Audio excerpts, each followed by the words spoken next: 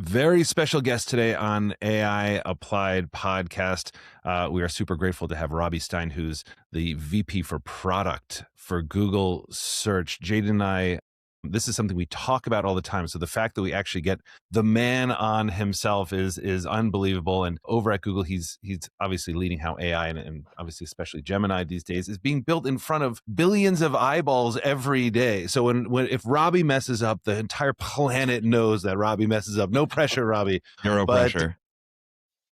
anyway, Jaden and I are super excited to have you on. Thank you for making the time. I know you guys are unbelievably busy, especially with Flash just dropping in what feels like the last few hours. But Robby, maybe just to kind of kick us off, sort of like for our audience, just because it's so rare to have somebody of your insight on the show, like what has this pivot been like for you over the last, I mean, whatever you want to call it, 3 years or something like that? Obviously, you guys are way ahead of what the public sees, but Google, I mean, is so ubiquitous that we literally call it Google, and search is kind of like the core of how everybody lives their life. How has this been for you? Yeah, I mean, it's an incredibly humbling and exciting moment. And I think about what search is here to do and really what Google was created to do is about organizing the world's information, right? And making it universally accessible. And I think what we talk about a lot internally is how timeless that mission feels and how more than ever it feels like, wow, we actually can do that now. And, you think about the kinds of things people have tried to put into Google over the years, right? I'm sure people have tried, copying and pasting entire things,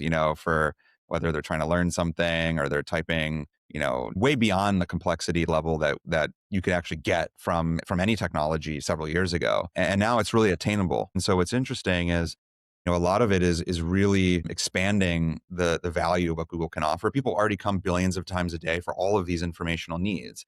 But now you can ask these more complex questions, more natural language questions, and have this AI kind of like conversational version of search that allows you to communicate with search with all of that knowledge within Google, but with an AI that you can talk to and be able to learn about anything you want in any modality. So you can talk to it, you can go live with it while you're driving, you can take a picture and ask a question about what you see. And you can have this back and forth now. And that's really the new unlock with what AI and Gemini and search, really offers. Yeah, I mean, it's such a better user experience. I think like there's no question that we've heard a lot of really cool stats about with Google specifically. People are making way more searches now, a lot more follow-up searches. You just get way more information, way more deep and rich information. So I think people are really excited about the product feels just so much better. It's great for users. If we zoom out a little bit, I'd be curious how you are kind of personally thinking about the future of search, right? Now we have these reasoning models, we have Gemini 3 inside of them. What should like search feel like in the next few years? What's kind of the future of it? Yeah, well, what's interesting is search is vast and people use it for an extremely wide array of tasks, much wider than what people use chatbots for today. And so if you think about everything from searching for where to file your taxes and getting something to just a quick phone number while you're driving, you need to call. It's like this immediacy of information that's really required for many tasks. And for other tasks, you're actually asking a pretty hard, thoughtful question. You're like, I don't know, I'm thinking about buying this refrigerator. Here are the two things I'm looking at. And like, how should I think about that? And which one should I get? One's kind of expensive. Is it worth it? It's like a pretty nuanced question. So one is make it easy for people to ask whatever's on their mind. And so we're seeing this now with being able to put natural language right into the search bar, or take a picture of something and say, here's the space. Can you approximate what kind of size fridge I need? Like that's kind of incredible. Like you can actually ask anything in search now. And then the second is being able to make that easy and seamless for people to go deeper into AI. So I think what you'll see in the future and how we think about it is you shouldn't have to know where to put your question. You have this, Google is this universal experience. So you go to Google, just ask Google, right? Like you just put it into Google. And what'll happen is if AI is useful, so you ask a really specific question, you'll see this little AI preview at the top. Right now it's called AI overviews, but increasingly we're thinking about it as it's really this preview, right? Of like what our AI system could potentially help you with. And for some questions, it won't show up actually because it's not even that helpful. And the system learns that. It actually doesn't show up for a majority of queries today. But it's increasingly showing up because that's where we're seeing so much growth. And so people, when they see AI, they're asking more questions where AI can be helpful because they're these really complex things. And so you see this little AI preview and you tap in and boom, you're in basically this AI experience now. And I actually just announced on X this experiment we're doing on mobile where when you open up the AI preview, you're in AI mode more or less with the follow-up at the bottom, and you can just have this follow-up. So you're kind of like in this AI, you kind of get this preview of this AI portal. Like here's what AI has to do to help. And if you want to engage, you can go deep and have this very kind of concentrated AI experience. But then if you're asking just like a general question, or you hear an artist name, you just type in a single, it's a classical kind of keyword Google search. Maybe you actually, it's where we have the product is great for servicing that need, and actually putting it all in an AI construct is actually slower and less helpful. It's unclear. And so that's really, I think, where we see things going is it's that level of simplicity and universality of what you can get from just the core Google experience. And then it adapts based on, what we think, what tools are going to be most helpful for you based on that question. Yeah, that adaption piece is so interesting because what we see, and you must live this every day, but what Jaden and I see also is we live with people who are in this AI bubble, and like if I'm going out to a lot of corporations, there's just a huge mix. Some people are using it all the time, other people are, not using it at all. So I'm guessing, with Google, you guys are out in the world a lot too, and it feels like there's kind of to broaden it too maybe much to do broadly, but like you have people who are just like they just want to search, like they've heard about AI, they're still fine even 3 years after ChatGPT sort of like took the world by storm. But the interesting thing to me now is when AI mode started popping up, I'm like, yes, this is like exactly what I need. But then some of the questions that I get kind of like out in the world from enterprise and the corporate world especially is like, well, how do we trust it? I'm like, look, if there's something you really need to trust, a large language model isn't always the absolute most reliable, so you're going to want to Google it. Right. And now we're sort of like bringing those two things together. So one of the huge tasks that I always thought of Google as having, and why I think you guys had to sort of like take it slow while a bunch of startups are like, oh, let's do search, but everybody was waiting for, the 800-pound gorilla to kind of like come and do this well, is how does this look like from a behavioral standpoint? Meaning like, do you see people just like moving more to AI mode? And do you see people when they're actually like clicking on the links behind the scenes? Because with that trust factor, it used to just be like Google would give you a link and that goes to the source, so you don't have to trust it. And now you sort of like have a little bit of a hybrid, which is Google still like the source of truth? Like how do you kind of think about that as people are changing their behavior? It's a really interesting topic. And I think there's a bunch of like things we've learned in this process. The first is when people are using these AI experiences, they're largely expansionary. Doesn't feel Mhm. like people are replacing their behaviors and doing like this kind of like short, kind of classical search in AI, because it's not particularly helpful in many of those cases. It's slower, it's less rich in visual, it's maybe less actionable at times, right? Like the search core experience has lots of buttons and opportunities to follow up. It's super well optimized for 25 years for these tasks. So it turns out that people, it's this expansionary thing where then if you ask them, the growth is occurring in these complicated question space. People want advice on certain topics. They're doing a trip and there's a bunch of constraints. It's like, I have this allergy, I have a dog, what hotels can I stay at, right? They're complicated things. And that's where we see the growth. We see a multiple increase in the query length in our AI mode experience than in core search, because we think it's a proxy for that complexity. And so there's a couple things there. One is it's not usually clear that this information lives in any one place on the web. And so, when you're talking about what's truth, what's not in the kind of classical sense, you could just go to a website, maybe judge, the publisher, the information you see. But let's say you're asking this kind of question so specific to me, there's no one place that has this information. So I think the way we think of AI mode is this is the real value of search, is it's really the way that people can tap into the kind of source of truth of information and see where it comes from and understand it and dive deeper. And it's not actually framed as a general purpose chatbot in that way. So you'll see links on the side. We've actually taught our model how to link out to sources and to create a much clearer sense of, hey, here's like how you can go read what the expert has to say about this. You also can see where the information shows up and has a much higher propensity to find information and check its work in the site where you can go read more. And so ultimately, I don't think we don't believe that there should be an arbiter of truth in that way. It's kind of, and I don't think Google's ever felt that. It's always been like, okay, we're going to present the most helpful information given the question that others have trusted. And then ultimately you're going to go and you're going to click in, you're going to read a diversity of perspectives, and then you have to make a judgment of what you think, you want to believe in a specific space. And I think that we are seeing people click in and go deeper. And I think, and because these are prominent experiences, but also I think because people want that. If you say, for this refrigerator example, get this fridge, I don't know, fridge XYZ, it's the best and you should get it, it's worth it. Like, that's very unsatisfying for people. I mean, people come to Google because they want to read the reviews. I mean, what did like authoritative reviewer in consumer electronics say about it? And what did everyone on social media say about it? Maybe there's some video reviews of people using it, right? And like, Google brings that together in this AI response and allows for that fuller kind of representation of connecting you to all of these voices. And that's why we think AI mode and AI in search is unique from kind of general purpose chat AIs. Okay, I love that. I definitely can see the user experience getting better with that. Something that I'd be curious about, because I hear this like kind of pushback from people where they're like, what's Google going to do in regards to this? And it's essentially that for so long, a lot of what happened on search, I mean, a lot of how you guys ranked websites and the algorithm was about speed, how fast pages loaded, how fast things could happen. And today we kind of have this interesting situation where we have reasoning models. And then, of course, you have, like the Gemini Flash, Gemini 3 Flash, which is super fast. How do you guys think about speed and how do you decide when you want to get someone a result really fast, which is kind of what we're like programmed to want? You can see conversion rates dropping off on like websites when the load time's too long. And also at the same time, sometimes people want to go deep and they do need to learn more about it or they do need more reasoning. How do you guys like when you're putting Gemini into search, how do you think about the speed versus going deep? Yeah, I mean, our general principle is to give you the fastest possible response at the quality level that completes the user intent and like makes you feel like you got what you needed out of Google. And what that means, as an example, is, and I think it's, by the way, it's largely a function of user expectation as well, and what the marginal value of waiting longer gets you. And as you see that taper off, it kind of is a waste of time, right? You have a thinking model turn on for like 10 minutes, and it's like I think there's some funny things on X I've seen where people have posted like, how many R's are in strawberry or something. And it's like Yeah, thought for 15 minutes. And it's like, created a plan and a strategy and all this stuff. Right. And then like returns the response.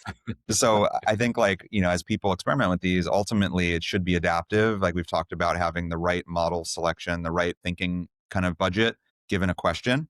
And so an example is like, let's say you want to know the stock price of a company right now. You could put that into Google now and get an answer in like milliseconds. If I put it through an AI model, it's not going to change the quality of that response. And so we should do the thing that's fastest because it's the perfect response in that use case. But if you ask it to compare three stocks and why one is better, and maybe no one's done that likely, like on the web today, there's no other information about this. That might take some time. And I think if you give some transparency to the user, which we do, thinking about it, checking Google Finance, researching the thing, here's what we found, that's exciting. And people understand why that might take a minute. So it's kind of like a natural intuition, I think, that people build in these products that we try to hit with that kind of speed quality trade-off. Yeah, and I think that so far I don't know how you see it internally. It seems from the outside that it works very, very well. Like I haven't run into any, glitches, and the whole planet is looking for glitches, right? Because when you're when you're Google, people are just like looking for what the thing that they can screenshot, right? So it's always extraordinary to me when they haven't found that thing over what must be, I don't know how many queries you do a day. I'm sure you'll tell, but like, a billion, whatever. And the thing that I've sort of like been fascinated by is just the fidelity of it. So given that, sort of like maybe kind of like piggybacking on Jaden's a little bit, talk to us a little bit about Gemini 3 Flash.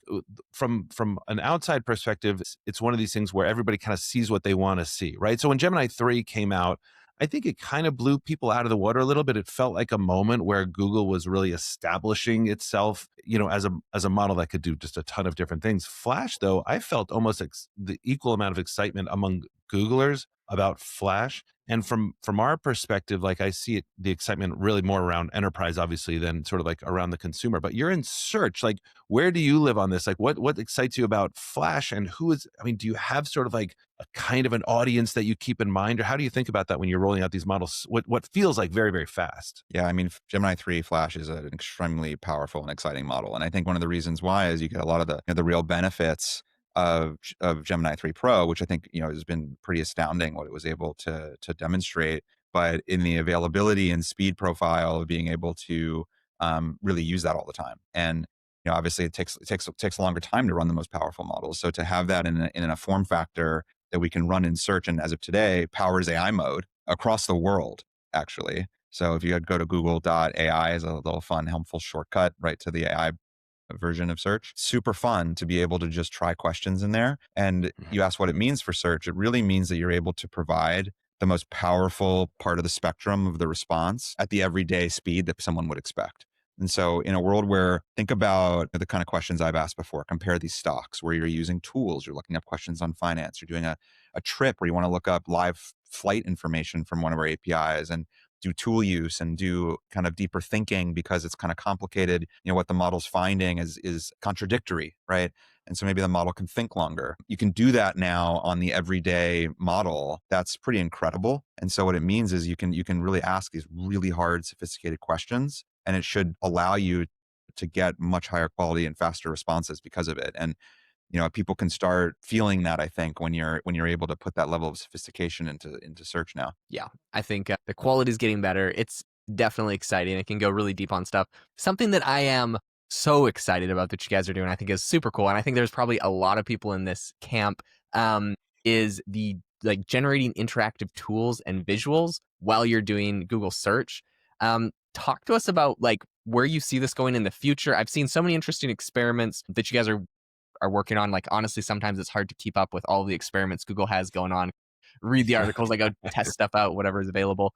But yeah, being able to build like interactive tools as you are using Google search. Talk to us about like where you see that going, what people are using that for, what you're excited about. Yeah, I think a very exciting trend, particularly for next year, is not only how the models can generate content information, but actually control the experience of the page and provide maybe even powerful, almost like little mini web experiences or app experiences or simulations within the construct of the response. We started this with Gemini 3 Pro in search. And so if you're in AI mode and you toggle down to Pro, you could ask it like, hey, I'm learning about flight. Help me visualize lift on an airplane. And it's likely that it will actually code up on the fly an interactive simulation that shows like kind of arrows over a wing. And if you use sliders to control for the wing, like you see the amount of lift change, and it's like showing the calculations of how lift occurs based on the speed and various other factors and the angle of the wing. Unbelievable. Like, can you imagine trying to explain that concept to someone with text only?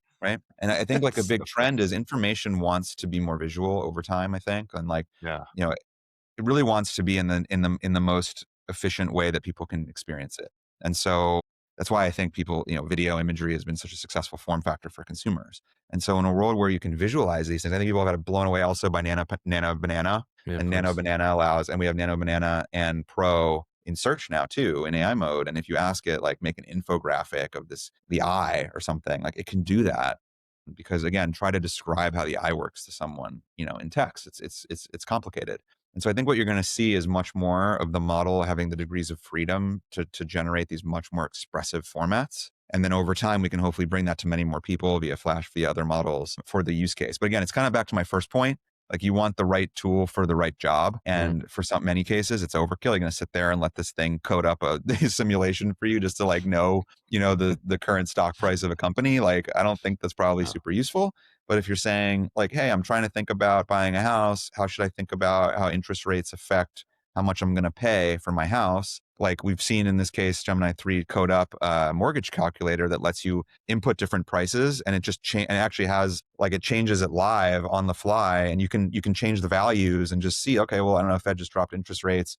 Maybe interest rates come down. You can change the value a little, and it changes your payment like live. And you're like, oh, cool. I can kind of futz with this and get a feel for how my mortgage is going to change. That's super cool. And so I think you're going to see more things like that. But this is unbelievable. Like, this is unbelievable. So I hadn't seen that. So I'm like sort of like wide-eyed at this point, if you could see my face on this.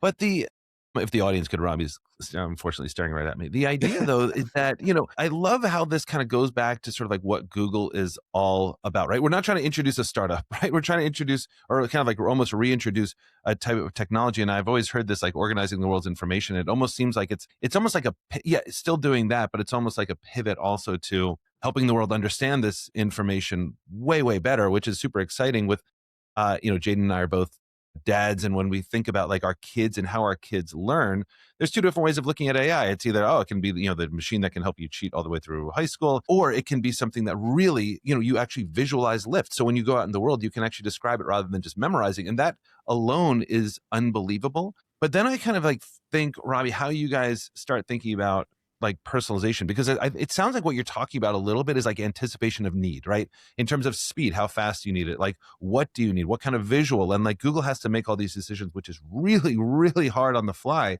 And then the other sort of like thing I just want to kind of like throw at you is, as we're starting to talk about moats with some of the big, AI labs and things like that, and it's like, well, which, tool do you like to go to? And people, I think, often default to Google, but it feels like Google has a real opportunity here to even personalize further, right? Like a lot of our ecosystem is just in Google already. It's like, it's Gmail and everything else. So as you're thinking about personalizing in search, that feels much harder to me, right? Like if you would just have sort of Gemini going, Gemini knows me really well. It's a co-CEO for my startup, all that kind of stuff.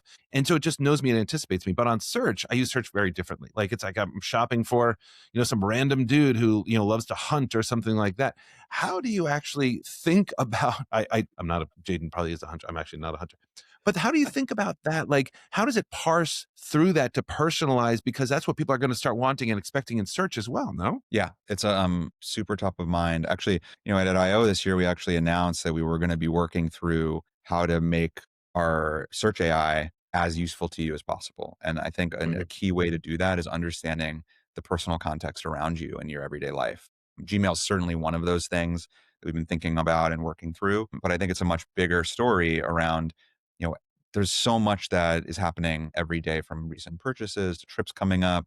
If you had that context just kind of naturally understood, there's so much more that would be possible. And so we showed a couple of examples, for instance, of shopping and other use cases where, it's just such a shortcut to have this context. And I've been blown away by, I think, what some of the potential here.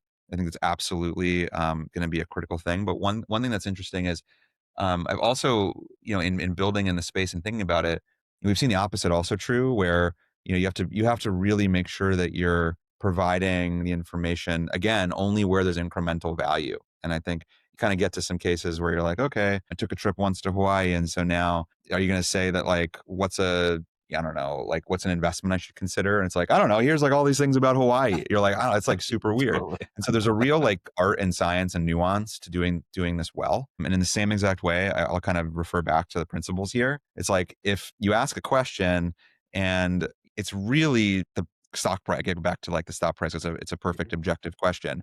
Personalization is probably not needed, right? But if one, you can maybe personalize the format, which is something I think we'll think through. But on the content side, like it's more around maybe like advice and recommendations and how should I think about things where we've seen more value there. And so again, I think how we think about it is, what's the best possible response for that question? And then frequently personalization in your personal context isn't helpful, or it could actually be distracting. It could lead you down a weird, windy road if you overdo it.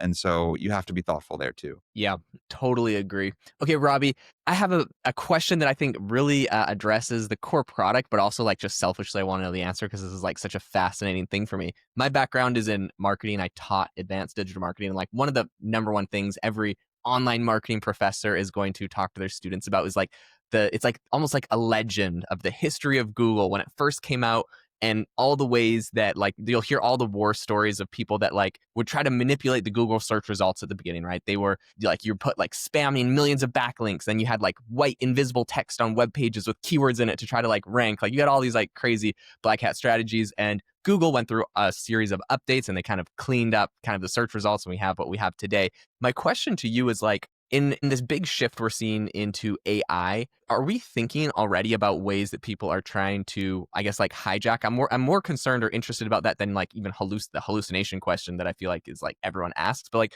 are we thinking about ways that people are trying to inject themselves into search and maybe change the AI responses? Is this something that we're like approaching, or are we kind of too early in that we're going to see the legendary saga play out again at some point? I mean, I think as form factors shift and people are using different experiences, the underlying incentives and behaviors of people probably stay the same over time. So I expect there to be lots of similar kind of things that are dynamics in it with AI. But I think what's cool is our AI is built entirely on top of the search, stack, search signals, et cetera. And I think many people don't realize that a lot of AI responses that you see everywhere today is actually based on the foundation of search. Because you ask a question and this isn't parametric knowledge, or for people who are less kind of in that space, knowledge from the model itself. Like it's information that is about today, or it's about time that the model wasn't trained on. And so the model actually does this query fan out. It uses Google as a tool. It does a bunch of query search, Google queries, and then it finds all this, information, and then it tries to represent that, provide links to it, give you a sense of what the response should be. And so what's neat about that is under the hood of every AI response, for the most part, is effectively this request through the Google system. And if all of those things you mentioned where Google can identify, hey, this is manipulative content, this is spammy content, this is content meant to like kind of get out in front, made for ranking alone to get eyeballs, whatever, like our algos and systems say, those won't be retrieved in these contexts. And so you should hopefully get the benefit of all that 25 years of learning there to create like a very trustful, high quality experience there. But obviously we have to learn, and I'm sure there will be differences too. But that's one of the nice things I think people don't appreciate about the way at least the RAI's models work at Google. Robby, we've taken up too much of your time here. Can't thank you enough. It's just absolutely spectacular what Google has achieved in just the last even months with Flash and with just everything that Gemini has done. Really encouraging folks to go out and just test out everything that Robby is talking about. So Robby Stein, VP of Product for Google Search. Thank you so much for making the time. Really, really honored that you came and joined our audience with us. Thank you. Really, really grateful to be here, and thanks so much. Thanks, Robby.